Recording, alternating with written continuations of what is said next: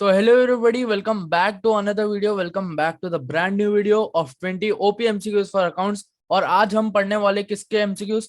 BRS के bank रिकंसाइलिएशन statement के, ठीक है, विद कॉमर्स ओपी एक्सक्लूसिवली, ठीक है।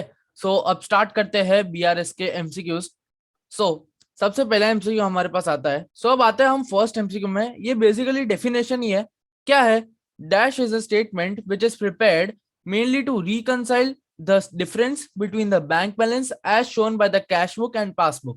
अब कैश बुक एंड पासबुक की बात हो रही है तो क्या आना चाहिए आंसर? आप ही बताओ. सो आना चाहिए answer A, bank reconciliation statement. ये बहुत ही इजी एमसीक्यू था और इजी था, तो इतना कुछ है नहीं इसमें लोड लेने लायक, ठीक है. सो अब आगे बढ़ते एमसीक्यू सेकंड पे. एमसीक्यू सेकंड क्या बोलता है हमारा? Why is a BRS prepared? हम बीआरएस प्रिपेयर क्यों करते हैं भाई? मतलब क्यों? रुको जरा. A, it is generally experienced that when a comparison is made between bank balance as shown in the firm's cash book and bank statement. Bank statement क्या होता है हमारा? जो भी बैलेंस शीट होती है या तो कुछ भी बोल सकते हैं, ठीक है. The two balance do not tally, tally नहीं tally, ठीक है. Footpath par mil two. और B, to find out cash balance.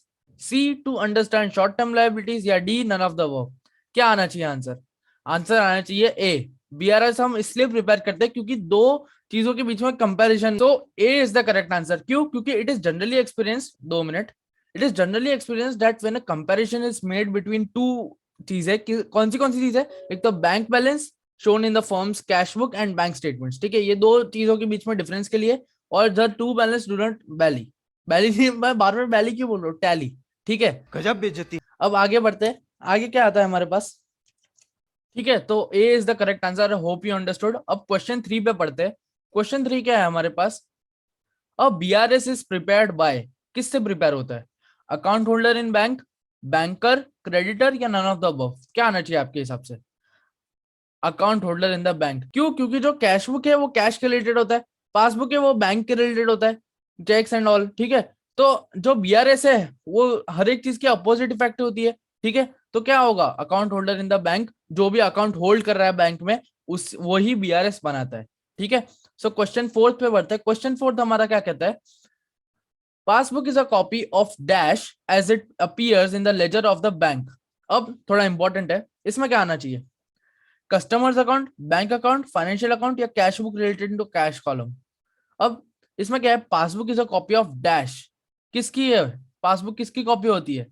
Bank की होती है, कस्टमर की होती है या फाइनेंशियल अकाउंट की होती है? पासबुक है, पासबुक जो है वो कस्टमर का जो अकाउंट है उसके रिलेटेड पूरी कॉपी होती है, ठीक है, कि क्या ट्रांजेक्शन किया क्या नहीं और क्या रेक्टिफाई करना है क्या नहीं, ठीक है. So A is the correct answer, customer's account, ठीक है. अब क्वेश्चन फिफ्थ में बढ़ते हैं आगे. क्वेश्चन फिफ्थ हमारा क्या बोलता है? A bank reconciliation statement can be prepared with the balance of dash. क्या आना चाहिए? कैश बुक, पासबुक या both A and B? Both A and B is the correct answer, क्योंकि कैश बुक से भी प्रिपेयर हो सकता है उसके बैलेंस से और पासबुक से भी. सो क्वेश्चन 5 का सी है आंसर, ठीक है. अब आगे बढ़ते हैं क्वेश्चन 6 पे. क्वेश्चन 6 हमारा क्या बोलता है? The differences between the cash book and the bank passbook is caused by first. अब हमारे इसमें ना सिचुएशंस है. First, timing differences in the recording of the transaction. Okay, सबसे पहले हम ले लेते हैं टाइमिंग डिफरेंसेस. ओके चलो, टाइमिंग डिफरेंसेस आ गई हमारे पास. सॉरी, ये ब्लैक कर देता हूं मैं. हाँ, सो सबसे पहले हमारे पास आ गई टाइमिंग डिफरेंसेस, ठीक है, in recording of the transactions, ठीक है. सेकंड है errors made by the business और बाय द बैंक. सो इसका आंसर क्या आना चाहिए? ओनली वन, बोथ 1 एंड 2 या 1 एंड ओनली 2? इसका आंसर आना चाहिए ओनली 1. क्यों? क्योंकि टाइमिंग डिफरेंसेस जो है रिकॉर्डिंग ऑफ ट्रांजैक्शन वही मेन होता है, ठीक है. डिफरेंसेस बिटवीन कैश बुक की बात हो रही है और बैंक पासबुक की बात हो रही है, ठीक है, ऑफ द ट्रांजैक्शन. या second, errors made by the business और बैंक. सबसे करेक्ट आंसर है वो है फर्स्ट, ओनली 1 आंसर आना चाहिए इसमें, ठीक है. अब आगे बढ़ते हैं. आगे हमारे पास आता है एमसीक्यू 7. एमसीक्यू 7 क्या बोलता है हमारा? सो अब एमसीक्यू 7 पे आते हैं. एमसीक्यू 7 क्या बोलता है? Which of the following is an example of difference caused due to the time gap in cash book and passbook. अब टाइम गैप की बात आई है. सबसे पहले टाइम गैप यहाँ पे सबसे पहले अंडरलाइन कर लो. कोई सिचुएशन की बात आती है ना तो अंडरलाइन कर लेने का उस पर, तो आपका क्या ध्यान वहां पे बना रहता है, ठीक है. अब A, cheques issued by the firm to the supplier worth 50,000, ठीक है, not presented by the supplier to the bank for payment immediately, ठीक है, ये करेक्ट है. ये इसको मान लेते टेक. Cheque paid into bank of 75,000 but not get collected, ठीक है, ये भी सही है। Cheque collection charges worth 25,000 levied by bank.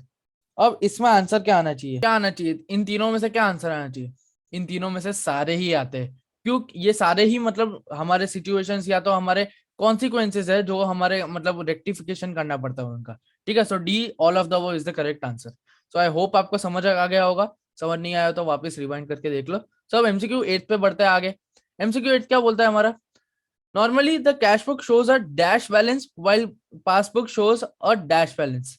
अब कैश बुक क्या होता है? कैश बुक का कौन सा बैलेंस होता है, डेबिट या क्रेडिट? अब कैश बुक का बैलेंस जो होता है वो होता है डेबिट, और हमारा पासबुक का जो बैलेंस होता है वो होता है क्रेडिट।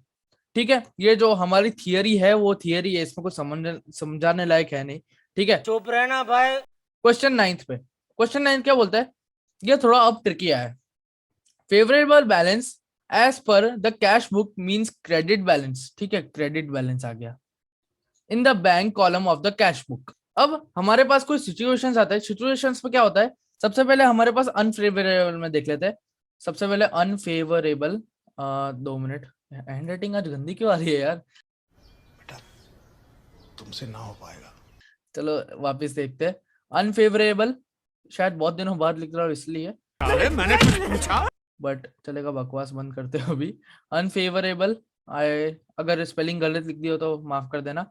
अनफेवरेबल और फेवरेबल दो सिचुएशंस होती है हमारे पास। ठीक है, ये कर लिया हमने यहाँ पे डैश। अब जो फेवरेबल होता है उसका क्रेडिट का जो होता है क्रेडिट इन कैश बुक। ठीक है, और debit in cash book favourable में। ठीक है, ये जो हमारे है वो हमारे हो जाते हैं डिफरेंसेस। ठीक है, डेबिट इन कैश बुक। अब इसमें आंसर क्या आना चाहिए? Credit balance in the bank column of the cash book. अब credit balance in the cash book, ठीक है, इन द बैंक कॉलम। ठीक है, बैंक कॉलम की बात हो रही है इधर, तो क्या आना चाहिए? अनफेवरेबल या फेवरेबल? आंसर आना चाहिए unfavourable, so the B it is false. ठीक है, सो अब आगे बढ़ते हैं। आई होप आपको पूरा समझ आ गया होगा ये कंसेप्ट। थोड़ा सा ट्रिकी लगा होगा बट ये आपको याद करना पड़ेगा। ठीक है, अब आगे बढ़ते हैं। आगे हमारे पास आता है क्वेश्चन 10th। क्वेश्चन 10th क्या बोलता है? फेवरेबल बैंक बैलेंस मींस, अभी क्या बताया था मैंने, अनफेवरेबल बैंक बैलेंस किसका होता है? Credit in cash book. तो क्या आंसर आना चाहिए? इसका आंसर आना चाहिए B, credit balance in cash book. ठीक है, तो अब आगे बढ़ते हैं। आगे हमारे पास आता है क्वेश्चन 11th। क्वेश्चन 11th क्या बोलता है हमारा? If bank balance as per cash book is 50,000, ठीक है, एनोटेट ले लेते हैं। If bank balance as per cash book is 50,000। अब ये जो, अब एक एक नोट दे देता हूं मैं, ये जो यहाँ से शुरू हो रहे हैं ना, वो थोड़े से मतलब क्या बोलते हैं अपने, बोल सकते हैं हम के सम्स चालू हो रहे हैं। ठीक है, चलो भाई देखो अब मैं क्या करता हूँ। ठीक है, सो अब इसमें क्या है, हमारे पास bank balance as per cash book आ गया। ठीक है, अब bank balance as per cash book है, so cheque issued but not presented, ये हमारा पहला जो है चालू होता है। Cheque issued but not presented for the payment 6,000। अब इसमें क्या है, तो सबसे पहले हम फॉर्मेट बना लेते हैं वर्किंग नोट का। अब वर्किंग नोट बना लेते हैं, उसके लिए हमको पेन जरूरी होगी। ठीक है, सो एक बार ये वापस देख लेते हैं हम। Check issued but not presented कितना 6,000 है। अब सबसे पहले हम इधर बना लेते हैं कैश बुक का। ठीक है, अब ये जो है इंक्रीज, मतलब इंक्रीज प्लस जो है वो मतलब होता है इंक्रीज अमाउंट, माइनस जो है हमारा डिक्रीज अमाउंट, और वापस माइनस आपको पता चल गया डिक्रीज, और वापस प्लस जो है वो होता है इंक्रीज। हम मालूम है तेरे बाप को मत सिखा चल। सो ऐसा है। ठीक है, आई होप आपको समझ आ गया होगा। तो सबसे पहले हम क्या करेंगे, हमारा जो balance as per cash book है वो क्या होगा? डेबिट होगा। ठीक है, एक बार हम डी आर सी आर भी लिख देते हैं। D R C R, D R C R, और डी आर और सी आर, तो 50,000 यहाँ पे आ जाएगा। ठीक है, और उसके बाद जो है हमारा अब यहाँ से चालू होगा। ठीक है, मेनली सेकंड जो है हमारा यहाँ पे आएगा 6,000 का। तो अब 6,000 है, तो वो क्या होता है, अगर हमारा चेक इशू होता है बट हमारा प्रेजेंट नहीं होता है पेमेंट के लिए, तो क्या आना चाहिए एंट्री? इसमें आती है हमारे पास कैश बुक में जो है वो क्रेडिट हो जाएगा, और जो हमारा बीआरएस में क्या आती है हमारी ऑपोजिट इफेक्ट आती है। सो 6,000 यहाँ पे, और ये जो है मैं एडलेस मेथड से कराऊंगा तो वो इजी रहेगा। ठीक है, डेबिट क्रेडिट भी इजी रहता है बट एडलेस एक बार आप समझ लो ना तो एकदम खाट खाट एकदम इजी हो जाता है। ठीक है, आप एकदम से करने लग जाते हो। फिर हमारा सेकंड हो गया। अब आते हैं हम थर्ड पे। Bank charges of 400 rupees were not entered in cash book. ठीक है, ये एक और गलती कर ली। अब ये गलतियां ये लोग करते हैं, सुधारनी हमको पड़ती है, ये क्या बात हुई भाई? क्या होगा, पासबुक में डेबिट होगा, क्यों? क्योंकि बैंक चार्जेस है, वो हमको क्या करना था, अमाउंट लेस होनी चाहिए थी, ठीक है। So they were not enter in the cash book, so passbook है, ये हमारा क्या होगा यहाँ पे 400 यहाँ पे होगा, और जो हमारा क्रेडिट क्या होगा बीआरएस में 400। तो यहाँ पे जो हमारी इफेक्ट आएगी वो एकदम ऑपोजिट होगी बीआरएस में, ठीक है। So I hope you understood कैसे करना है ये। अब इसमें क्या है, ये पूरा प्लस साइड हम यहाँ पे पूरा जो है वो ऐड कर देंगे, और यहाँ पे जो है वो माइनस कर देंगे, ठीक है, माइनस। अब ऐड क्या है 56, आई मीन एक जीरो यहाँ पे ज्यादा हो गया। अब यहाँ पे क्या है 56,000, 56,000 माइनस 400 कितना होता है, हमारा जो आंसर है वो आता है 55,600, ठीक है। So B is the correct answer 55,600 rupees, ठीक है, 55,600 rupees. So I hope you understood, पूरा समझ आ गया होगा, नहीं समझ आया हो तो रिवाइंड करके एक बार देख लो, ये थोड़ा इंपॉर्टेंट है। और क्योंकि इसके अभी और आगे 4 सम्स ऐसे आएंगे, मैंने 5 सम ऐसे लिए, सो इसमें क्या है प्रैक्टिस बैठनी चाहिए आपकी, ठीक है। अब आते हैं हम एमसीक्यू 12th पे। एमसीक्यू 12th हमारा क्या बोलता है, अब एमसीक्यू 12th में आता है if balance as per cash book is 54,000, ठीक है, and 100 rupees for bank identical charges are debited to Anil को अकाउंट, ठीक है। चलो यहाँ पे हम यहाँ तक जो है वो लाइन बांट देते हैं, ठीक है। लाइन थोड़ी मैं ना हद से ज्यादा आगे चला था, पता नहीं अरे यार क्यों, ठीक है। यहाँ पे एक लाइन पढ़ देते, which is not recorded in cash book and checks deposited 5400 is deposited in the bank but not yet collected by the bank, then what will be the balance, क्या होगी बैलेंस। चलो वापिस हम फॉर्मेट बना देते, एक ऐसा करते हैं, अच्छा सा फॉर्मेट ही बना देते, तो सिर्फ हमको अगली बार जो क्या है अमाउंट ही हमको इरेज करनी रहेगी, और फॉर्मेट बना देता हूँ, ठीक है, ठीक है। तो सबसे पहले हमारे पास क्या आता है 54,100, ठीक है।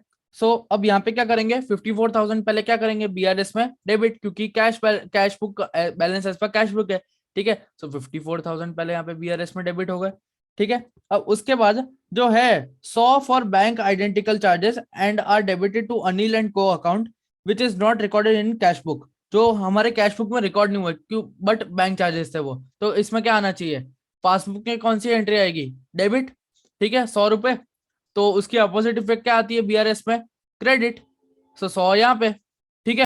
And cheques for 5400 deposit in bank, deposit कर लिए बट बैंक ने कलेक्ट नहीं किए, ठीक है। अब इसका क्या आना चाहिए, cheque deposit but not sent for collection in bank, so इसमें कैश बुक में क्या होता है डेबिट होता है, कितना 5400, 5400 जो है वो हमारा डेबिट होगा किसमें कैश बुक में, तो वो हमारी अपोजिट एंट्री क्या आएगी 5400 इधर वापस क्रेडिट, सो ये जो हमारा है वापस ऐड होगा और ये जो है माइनस होगा, ठीक है। तो क्या आएगा यहाँ पे 54,000 माइनस 100 दैट इज 53,900, सो हमारा टोटल आंसर आता है 48,500, 48,500 इज द करेक्ट आंसर, ठीक है। सो ये रहा ए, आई होप यू अंडरस्टूड इसमें क्या है क्या नहीं, ठीक है। अब नेक्स्ट क्वेश्चन पे बढ़ते हैं, क्वेश्चन जो है हमारा वो है, एक मिनट कौन सा क्वेश्चन चल रहा है, क्वेश्चन 12th, ठीक है। अब आगे बढ़ते हैं, अब क्वेश्चन 13 पे आते हैं, और द डेबिट बैलेंस इन नमन्स कैश बुक, अब पहले से हमको डेबिट बैलेंस पता दिया कितना 4960 का 40,960, सो डेबिट बैलेंस सबसे पहले हम बना देंगे इधर 1 2 3 4, ठीक है, एक ऐसे सीरियल नंबर बना दिया फॉर एन अजम्पशन, ठीक है 40,960 ये हमारा हो गया यहाँ पे, ठीक है डेबिट बैलेंस कैश बुक का। अब bill for 9,900 discounted with the bank is entered in the cash book without recording the discount charges, क्या आएगा इसमें answer without recording the discount charges, discount charges जो है वो हमने रिकॉर्ड ही नहीं किए। अब यहाँ पे क्या है a bill for 9,900 rupees discounted, ठीक है डिस्काउंटेड यहाँ पे आ गया, with the bank is entered in the cash book without recording, record ही नहीं किया हमने, तो क्या आना चाहिए, हम चेक ने ऐसे देखा रहे तो बिल मतलब टाइप ऑफ चेक मान लेते हैं हम इसको, तो चेक डिपॉजिटेड या और डिस्काउंटेड भी हो गया, ठीक है, बट रिकॉर्ड ही नहीं हुआ, तो क्या आना चाहिए इसमें एंट्री। अब इसमें क्या है 9,900 की एंट्री आएगी। अब एक ट्रिक क्वेश्चन पूछता हूँ, इसमें 9,900 की एंट्री आएगी या 900 की एंट्री आएगी, क्या बोलते हो, क्या आना चाहिए, 900 की एंट्री आना चाहिए, क्यों without recording the discount charges, ठीक है डिस्काउंट चार्जेस तो रिकॉर्ड किए ही नहीं थे, इसलिए 900 हमको रेक्टिफिकेशन करना है, तो 900 ये मेन जो है हमारी अमाउंट, इसको रेक्टिफाई करना है, तो 900 आएगी हमारी अमाउंट। ठीक है, सो सेकंड में हम लिख देंगे 900 क्रेडिट और डेबिट। सबसे एक मिनट, सबसे पहले हमको डेबिट मतलब डेबिट एंट्री तो ढूंढनी पड़ेगी क्रेडिट के लिए। तो इसमें क्या है, डिस्काउंट विद द कैश। सो इसमें क्या होगा, सो इस सिचुएशन में क्या होगा, डेबिट हम क्या करेंगे, पासबुक में डेबिट करेंगे। ठीक है, पासबुक में हम करेंगे डेबिट और बीआरएस में क्या करेंगे, क्रेडिट। सो 900 इधर। ठीक है, so I hope you understood कैसे आया ये। सो अगर 40,000 में से 900 माइनस 40,960 में से 40,960 में से अगर हम 900 माइनस किए तो कितना आएगा, 4060। 40 मतलब 40060। ठीक है, so answer is B 40060। I hope you understood. और अगर नहीं समझ आया तो कमेंट सेक्शन इज फ्री। ठीक है, हमारे 3 क्वेश्चन यहाँ पे हो गए इसके। ठीक है, सो ग्रेट सक्सेस हो गया है। और अगर कुछ भी डाउट हो तो बिल्कुल कमेंट सेक्शन फ्री है, आप वहां पे लिख देना। अब बढ़ते हैं एमसीक्यू 14 पे। एमसीक्यू 14 क्या है, ठीक है, तो अब आगे बढ़ते हैं बिना बकवास किए। ठीक है, अब यहाँ पे क्या है, which of the following correctly defines overdraft. आप अभी तक जो पढ़ रहे हो ओवरड्राफ्ट और वो सब बैलेंस एज पर ओवरड्राफ्ट, वो होता क्या है ओवरड्राफ्ट, आपको पता है? पता ही होगा, इसलिए यहाँ तक आ गए हो पढ़ने के लिए। ठीक है, overdraft is one where the bank account becomes positive. या पॉजिटिव की बात कर दी, चलो गलत, यहां से गलत हो गया। ठीक है, overdraft is one where the bank account becomes positive and the business in effect have lent to the bank. नहीं यार, ये भी नहीं आएगा पॉजिटिव इसमें। अब सी क्या है, overdraft is one where bank account becomes negative. हाँ चलो कर देते हैं, चुप रहना भाई। हाँ कर देंगे, बट आगे भी तो पढ़ो, negative and the business in the effect have borrowed from the bank. ठीक है, ये ओवरड्राफ्ट का मीनिंग मैंने समझाया था, तो ये सी ऐसे करेक्ट आंसर है। ओवरड्राफ्ट का मीनिंग क्या होता है, मान लो आपको आपके अकाउंट में पड़े 1 लाख। ठीक है, आपके अकाउंट में पड़े 1 लाख और 1 लाख पड़े अगर आपके पास, और आपको चाहिए 1,50,000। सो 1,50,000 जो है वो ओडी 1,50,000 चाहिए। 50,000 का क्या आएगा हमारे पास, ओवरड्राफ्ट आएगा। ओनली 50,000 का क्या आएगा हमारे पास, ओवरड्राफ्ट ही आएगा। ठीक है, सो वो ओवरड्राफ्ट हमको जल्दी जल्दी पे करना होता है क्योंकि ये शॉर्ट टर्म लायबिलिटी होती है। ठीक है, so I hope you understood. Overdraft का प्रैक्टिकली मीनिंग समझा दिया और ऐसे डेफिनेशन भी आपको पता चल गई। सो अब आगे बढ़ते हैं। आगे हमारे पास आता है क्वेश्चन 15। क्वेश्चन 15 क्या बोलता है, overdraft is shown in the cash book as a dash balance. किसकी तरह, डेबिट, क्रेडिट या both A and B? Of course credit balance, क्योंकि ओवरड्राफ्ट है, लायबिलिटी है, तो क्रेडिट बैलेंस से ही हम करते हैं उसको। अब आगे बढ़ते हैं एमसीक्यू 16 में। अब वापस हमारे पास जो है हमारे प्रैक्टिकल्स वापस आ रहे, हमारे करंट वापस आ रहे। ठीक है, अब इसमें क्या है, थोड़ा सा हमको एडजस्ट करना पड़ेगा। अब एडजस्ट कैसे कर देंगे, सो द पेमेंट साइड, अब आगे बढ़ते हैं। The payment side of the cash book was undercasted. अब अंडरकास्टेड आया है। ठीक है, आई होप आपको पता होगा, अगर नहीं पता होगा मैं हूँ, क्यों हूँ मैं इधर, आपको समझाने के लिए बैठा हूँ। ठीक है, अब undercasted by 100 rupees, how will it be treated for the purpose of bank reconciliation treatment. चलो आप ये हटा दो, इतना पार्ट जो है वो हटा दो आपके जो माइंड में से। ठीक है, अब इतना ही पार्ट रखते हैं हम यहाँ पे, the payment side of the cash book. अब पेमेंट साइड की बात हुई है, पेमेंट साइड। सो एक मेरे पास चार्ट है, अगर आपको दिखाऊं मैं, 2 मिनट, उसके लिए मेरे को कैमरा थोड़ा सा बड़ा करना पड़ेगा। बहुत ज्यादा बड़ा हो गया बट आई नो, बट आपको बता देता हूँ ये मैं। अब जैसा कि आप देख सकते हो नीचे यहाँ पे, अरे आई मीन यहाँ पे, यहाँ पे तुमसे ना हो पाएगा।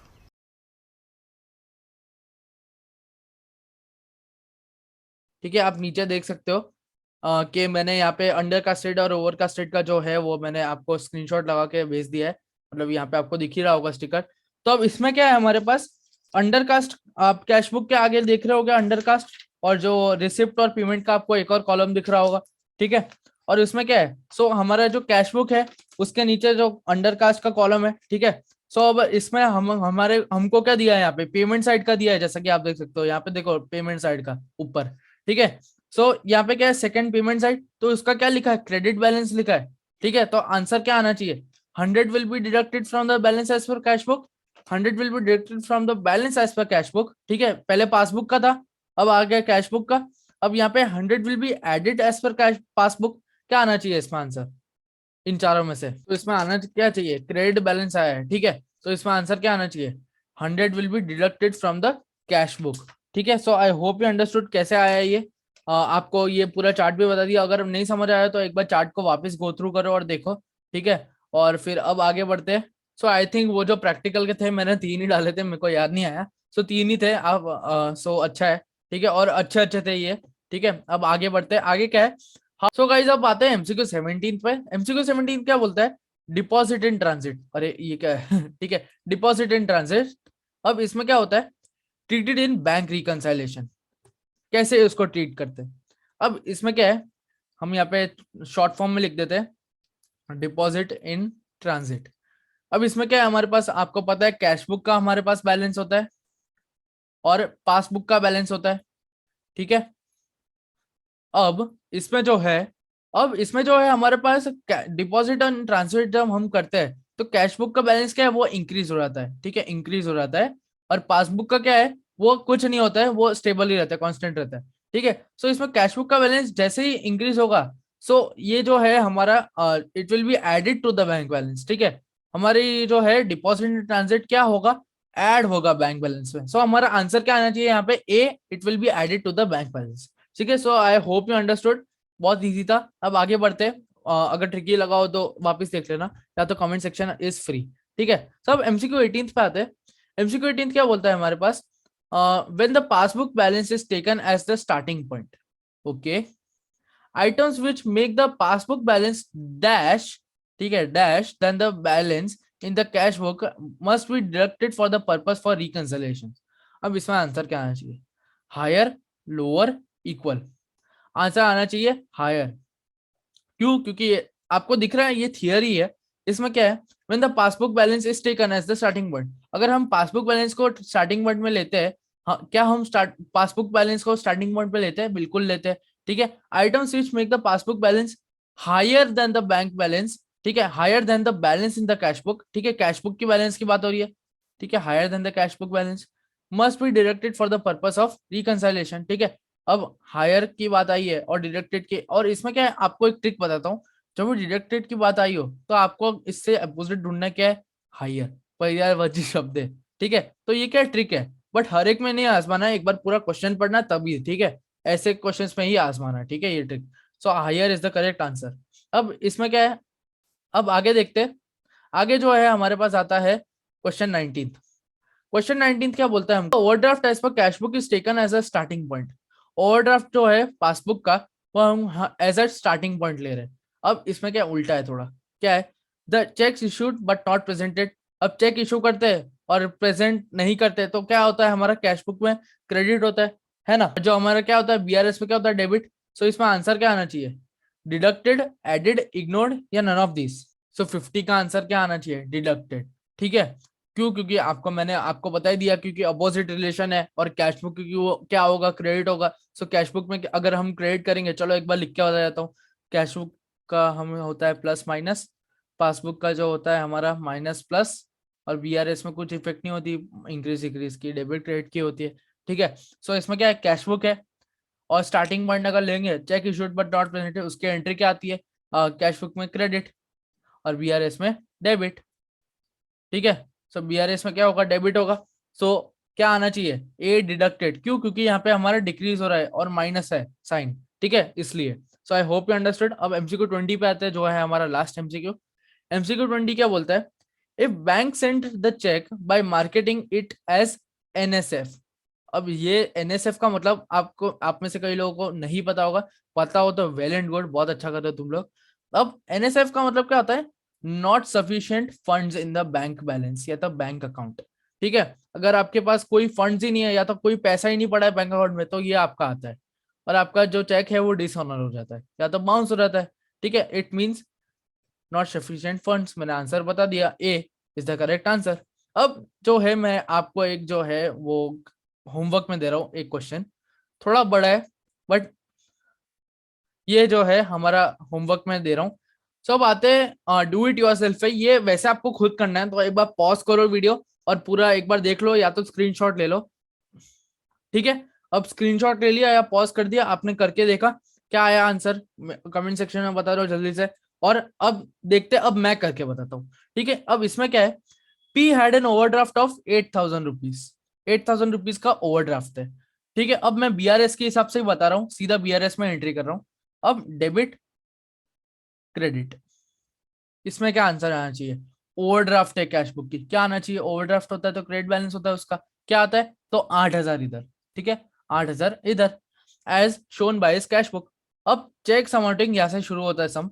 Checks amounting to 2,000 had been paid by him but were not collected by bank.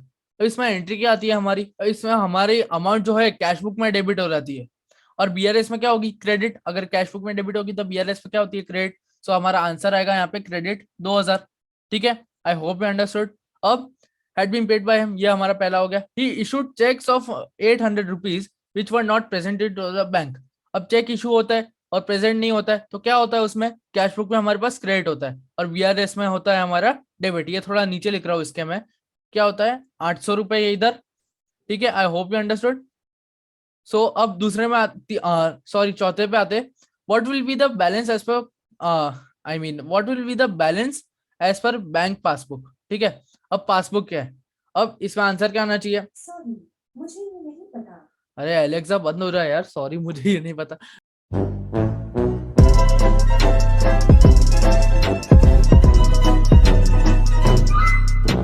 ठीक है, अब यहाँ पे जो है हमारा क्रेडिट साइड सारे ऐड हो जाएंगे और डेबिट साइड जो है वो माइनस हो जाएंगे। ठीक है, सो 8,000 प्लस 2,000 कितना होता है? 10,000। अब 10,000 में से अगर हम 8,000 माइनस करेंगे तो कितना होगा? 9,200। ठीक है, 9,200। तो क्या आएगा? 9,200 is the favourable balance. So A is the correct answer. So I hope आपको पता चल गया होगा। फेवरेबल बैलेंस है, हमको ढूंढना था। ठीक है, आई मीन कैश बुक का था, बैलेंस एज पर पासबुक का था, सॉरी। ठीक है, so A is the correct answer. So I hope आपको समझ आ गया होगा ये पूरा सम। ये सम भी ट्रिकी था और एकदम मस्त था, ओपी सा था। सो बस यही हमारा एमसीक्यू समाप्त करते हैं। समाप्त क्या है यहाँ पे, हमारा बीआरएस के एमसीक्यू समाप्त करते हैं। Thanks for watching. Like share subscribe ये तीनों चीज आपको करनी है। और आप थैंक यू सो मच, आप यहाँ तक बने रहे, वॉच टाइम इतना सारा दिया। ठीक है, और ये जो है कॉमर्स ओपी को सब्सक्राइब कर लेना अच्छे से, और शेयर भी कर लेना, लाइक भी कर लेना। वापस क्यों बोल रहा हूँ पता नहीं। ठीक है, तो मिलता हूँ मैं अगले एमसीक्यू सीरीज में, तब तक के लिए बाय बाय।